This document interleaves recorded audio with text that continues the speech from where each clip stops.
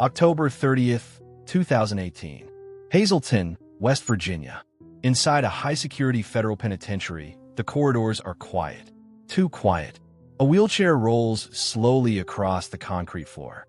Its passenger, frail, silent, unguarded. James Whitey Bulger, once one of the most feared men in Boston. Now just another inmate. Minutes later, he is dead, beaten beyond recognition inside a prison cell. No gunshots, no witnesses willing to speak. Just a message. The kind the mafia has sent for decades. You made a deal, and you never walk away from that. To understand why Whitey Bulger had to die, you have to go back to the beginning. Back to South Boston, 1950s, a neighborhood where loyalty was everything, and violence was currency. Bulger grew up in the housing projects. Cold winters, tight streets, no way out, unless you took it. He started small. Petty theft, street fights, armed robberies. By his 20s, he was already known to police. By his 30s, he was something else entirely. Dangerous, calculating, ambitious. But Bulger wasn't just muscle. He was patient. And in organized crime, patience is power. 1970s, Boston's underworld is shifting. The Italian mafia, led by the Patriarca crime family, controls most of the city. But in South Boston, a different force is rising. The Winter Hill Gang. And at its center, Whitey Bulger, alongside his partner, Stephen Flemmi. Flemmi is experienced, connected, a man who understands the deeper layers of organized crime. But Bulger? He's something else. Ruthless, strategic, a leader who doesn't just enforce power. He builds it. But what truly set Bulger apart wasn't just violence. It was a decision, a single deal, one that would reshape Boston's criminal landscape, and quietly sign his death sentence. Late 1970s, the FBI is under pressure. Organized crime is expanding. The Italian mafia is deeply entrenched, and federal agents need an edge. They find it in Whitey Bulger. The deal was simple. Information in exchange for protection. Bulger and Flemmi would become informants. Top-level sources. They would feed the FBI intelligence on rival gangs, especially the Italian mafia. In return, they would be untouchable. It was a dangerous game. But for Bulger, it was perfect. Because while the FBI believed they were using him, he was using them. With inside information and federal protection, Bulger began eliminating his enemies. One by one, quietly, efficiently. Anyone suspected of talking disappeared. Anyone who threatened his power was erased. The streets of Boston grew quieter, but not safer, just controlled. A rival mob figure is murdered. No arrests. Another body is found. No witnesses. Multiple disappearances linked to Bulger's network. Still, nothing sticks, because behind the scenes, the system meant to stop him was protecting him. FBI agents handling Bulger, most notably John Connolly, begin crossing lines. Lines that should never be crossed. Confidential information leaks. Investigations are compromised. And Bulger? He becomes untouchable. Inside Boston's criminal world, rumors start to spread. Whispers in back rooms. Quiet conversations in social clubs. He's protected. He's got someone on the inside. No one says it out loud, but everyone feels it. Bulger rises from a street criminal to one of the most powerful crime bosses in New England. Extortion, drug trafficking, loan sharking, illegal gambling. His empire grows. And so does his paranoia. Because in the mafia, power doesn't protect you. It isolates you. Even his closest associates begin to fear him. Not just respect him, fear him. Because Bulger doesn't forgive mistakes. And he doesn't tolerate weakness. Behind closed doors, decisions are made. Cold, final. Men who once worked for him are now targets. Some vanish. Some are found. All send the same message. No one is safe. But while Bulger tightens his grip on Boston, something else is happening. Quietly, inside federal offices, the truth is starting to surface. Internal investigations begin. Questions are asked. Files are reviewed.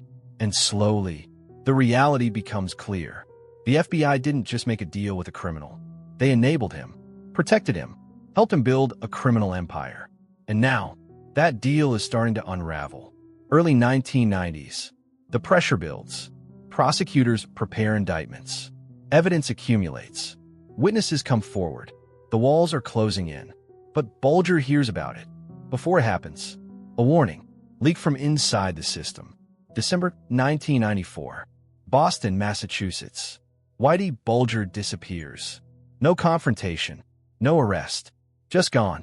Vanished into thin air. For the next 16 years, he becomes one of the most wanted fugitives in America. A ghost, living under false identities, moving quietly, always watching, always careful, but even in hiding, the deal he made decades earlier follows him, because in organized crime, there are rules, unwritten, unforgiving. You can kill, you can steal, you can lie, but one thing you can never do, you can never cooperate. And Whitey Bulger didn't just cooperate. He built his empire on it. The mafia never forgot. The streets never forgot. And the men who lived by that code never forgave. Years later, when Bulger is finally captured, older, slower, exposed, the world sees a different man. But the past is still waiting for him, because deals like his don't expire. They don't fade. They don't get buried. They wait patiently for the moment when the debt is collected. And in the end, there's always a price. June 22nd, 2011. Santa Monica, California. A quiet apartment complex sits just blocks from the ocean. Nothing about it stands out. No security. No guards. No sign that one of the most wanted men in America is living inside.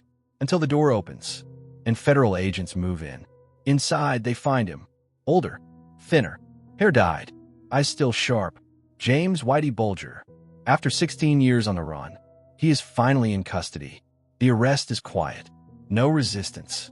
No dramatic standoff. Just the end of a long disappearance. But what agents discover inside that apartment tells a different story. Cash. Hundreds of thousands of dollars. Hidden inside the walls. Weapons. Fake identities. And a life carefully constructed to avoid attention. For years, Bulger had lived under the name Charles Gasco. With his companion, Catherine Gregg, they blended in, went for walks, visited local shops, lived like retirees. But behind that normal life was one of the darkest criminal histories in modern American organized crime. Back in Boston, the news spreads fast. Bulger is caught, and with that, a storm begins. Because his arrest doesn't just reopen old cases. It exposes something deeper, something more dangerous. The relationship between Bulger and the FBI. Investigators begin digging through decades of records. Witness statements, buried reports, internal memos, and what they uncover shocks even seasoned prosecutors. Bulger wasn't just an informant. He was a priority asset, protected at the highest levels. His handler, John Connolly, had gone far beyond his role. He didn't just receive information. He actively shielded Bulger. Connolly tipped him off about investigations, warned him about indictments, helped him avoid surveillance. In some cases, he even provided the names of informants, men who trusted the system, men who believed they were protected. They weren't. One by one, those men disappeared. Deborah Hussey, Michael Donahue, Brian Halloran, names added to a growing list. Bodies tied to Bulger's rise. And now, those cases are back. Reopened. Re-examined. Boston, Massachusetts. The trial begins. It isn't just about murder. It isn't just about racketeering. It's about corruption. At the highest level, prosecutors lay out the evidence. Cold. Methodical. Brutal. 19 murders. Extortion. Drug trafficking. Weapons charges. Witnesses take the stand. Former associates. Survivors. Law enforcement officials. Some speak with fear. Others with anger. He had protection, one witness says. That's why no one could touch him. Bulger sits silently, listening, watching. He rarely reacts. But the weight of the evidence is overwhelming. And then there's Connolly, the man who once stood beside him, now at the center of a federal scandal. Connolly is eventually convicted. Racketeering, obstruction of justice. His career destroyed. His reputation erased. But for many, that isn't enough. Because Connolly wasn't the only one. The system failed, allowed a violent criminal to operate freely, enable murder, protected power, and now that failure is on full display. As the trial unfolds, a darker truth emerges. Bulger didn't just kill to survive. He killed to control.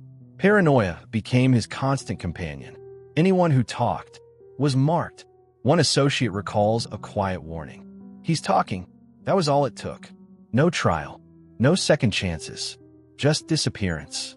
Victims were lured into basements, garages, empty buildings.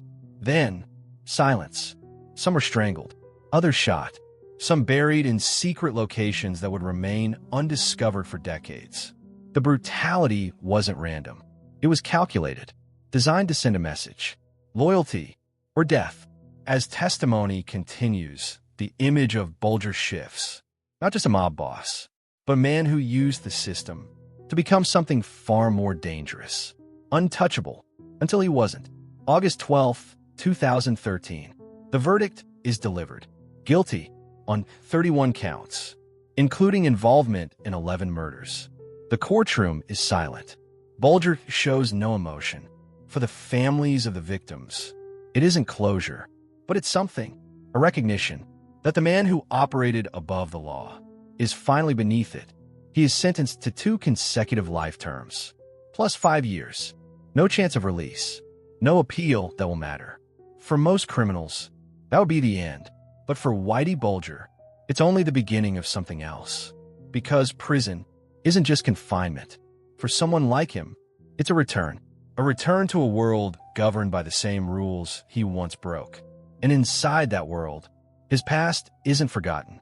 It's remembered, respected, hated, especially one thing: the deal, the one that gave him power, the one that built his empire, the one that betrayed the code. In the mafia, there are many sins, but cooperation is the worst of them all. And now, Whitey Bulger is no longer protected. No FBI handlers, no warnings, no escape routes, just a prison cell, and a reputation that follows him everywhere. Among inmates, there is no confusion about who he is: a boss, a killer, and something worse, an informant. Whispers begin almost immediately. That's him, Whitey. He talked. In prison, that label carries a sentence of its own. And unlike the courtroom, there are no appeals, no lawyers, no protection, only time. And in that time, something begins to take shape. A quiet understanding, an unspoken decision. Because even behind bars, the rules of organized crime still apply, and debts are always collected. October 29th, 2018. Transfer order signed. After years in federal custody, James Whitey Bulger is moved again. From one prison to another. From relative isolation to something far more dangerous. His destination, USP Hazleton, a high-security penitentiary, known among inmates by a darker name, Misery Mount. The transfer raises questions. Bulger is 89 years old, confined to a wheelchair, physically weak, but his past is anything but. Inside Hazleton, the population is different. Younger inmates, hardened criminals, men with long memories, and among them, those who understand exactly who Bulger is: a former crime boss, a murderer, and most importantly, an informant.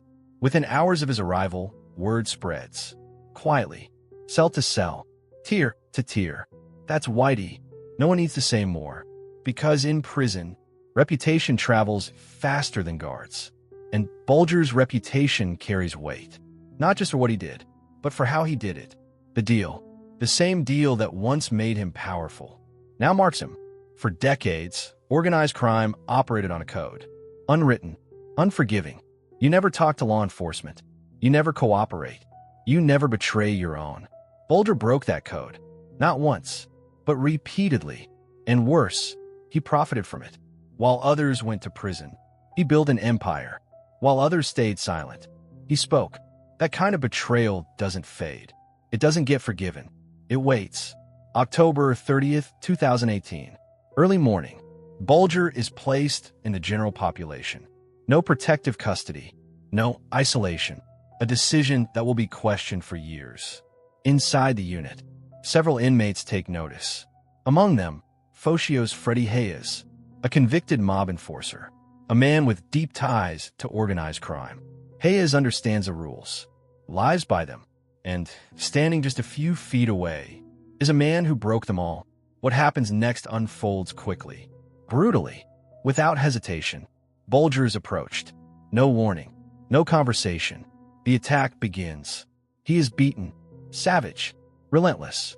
Fists, objects, uncontrolled violence. Guards are not present. There is no immediate intervention. Minutes pass. When it's over, the damage is catastrophic. Bulger is unrecognizable. Later reports will reveal the extent. Blunt force trauma, multiple injuries, a death that reflects something deeper than rage. It reflects punishment, a message, the kind of message that doesn't need words. Authorities arrive. Too late. The official time of death is recorded. An investigation begins. But inside the prison, no one is surprised. Because this wasn't random. It was inevitable. The man who once used the system to protect himself is now exposed to a system that offers none. In the days that follow, details emerge. The suspected attackers are identified. Among them, Hayes, a man already serving life, a man with nothing to lose. Prosecutors later described the killing as targeted, calculated, not chaos, not coincidence, but enforcement, because even inside a federal prison, the code still exists, and Bulger had violated it more than anyone. Outside the prison walls, reactions are mixed. Some express shock. Others understand exactly why it happened. Families of victims speak carefully. No celebration, no triumph, but a quiet acknowledgement that the man who caused decades of pain met an end shaped by his own choices. Meanwhile, questions are raised. Why was Bulger placed in general population? Why wasn't he protected? Investigations look into the prison system, procedures, decisions, failures. But for many, those questions miss the point, because protection only exists for those who follow the rules. And Bulger stopped following them decades earlier. The aftermath stretches beyond Hazleton. The story forces a deeper examination of the past. The FBI's role, the protection, the corruption, the damage done, not just by Bulger, but by the system that allowed him to thrive. John Connolly remains a symbol of that failure. A man who blurred the line between law enforcement and organized crime. And because of that blurred line, a killer operated freely. For years, Bulger's death closes a chapter, but it doesn't erase it. The victims remain, the damage remains, and the legacy of that one deal echoes through both law enforcement and organized crime history. In the end, Whitey Bulger's story isn't just about power, or violence, or survival. It's about consequence. A single decision, made decades earlier. A deal with the FBI. A decision that gave him everything. Control, protection, dominance. And in the end, took everything away. Because in the world he came from, there's only one truth. You can rise, you can rule, you can escape. But if you betray the code never forgets, and it never forgives.